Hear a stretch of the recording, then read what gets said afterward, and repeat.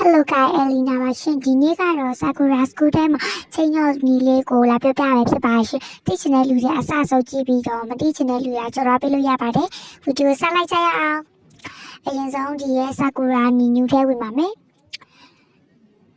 ဒီမှာပေါ်တော့များလေးတိကျထုတ်ပြထားပါတယ်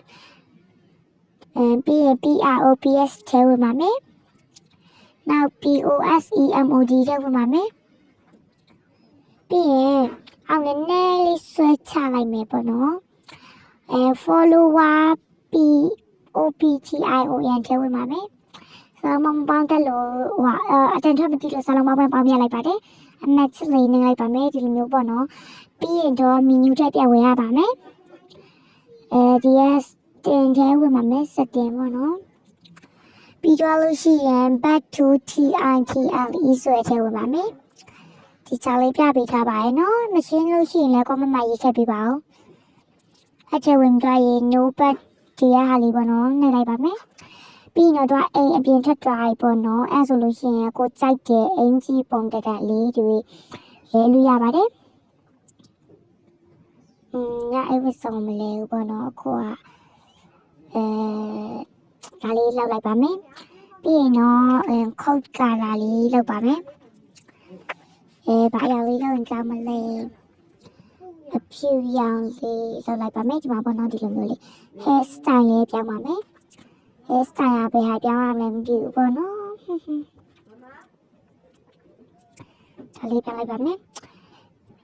ရပြီပေါ့နော်အဲဆိုလို့ရှိရင်ဒီမှာပေါ့နော်ဒီနေရာလေးကိုပြချင်တာပေါ့နော်ဒီလိုမျိုး new game ဖြစ်မှာချိတ်တာပေါ့နော် new game မဖြစ်မချိတ်ပါဘူးအကယ်၍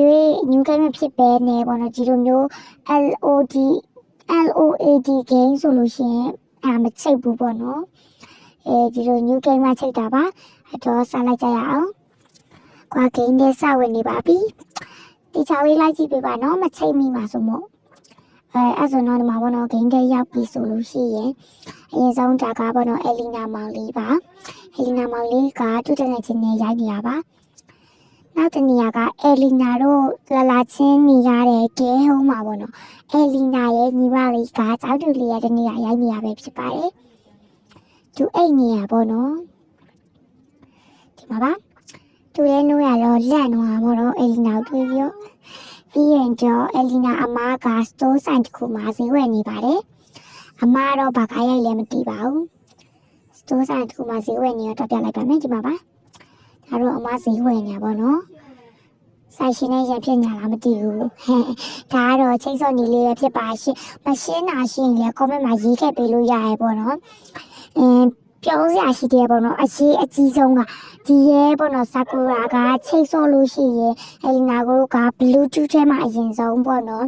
Bluetooth အရင်ချိတ်ရပါတယ်9ယောက်စောပေါ့နော်ဘယ်နှစ်ယောက်စော Bluetooth နဲ့အရင်ချိတ်ပေးရပါတယ် Bluetooth နဲ့အကောလုံးချိတ်သွားပြီဆိုမှဒီ Sakura ထဲမှာလာချိတ်ရတာပါဒါကတော့ Bluetooth ပုံစံပါရှင့်